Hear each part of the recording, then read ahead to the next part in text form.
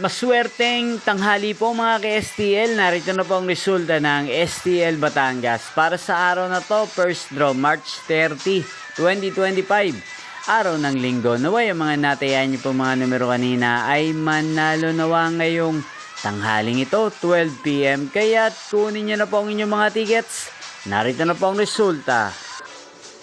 Ang mga numerong nanalo sa STL Batangas ngayong tanghaling ito, March 30, 2025. 11 AM first draw result, 11 at 10 in exact order. Sa lahat po ng tumaya kanina sa STL Batangas para sa first draw ng 11 at 10. Congrats po sa inyo, panalo po kayo. Again, 11 at 10.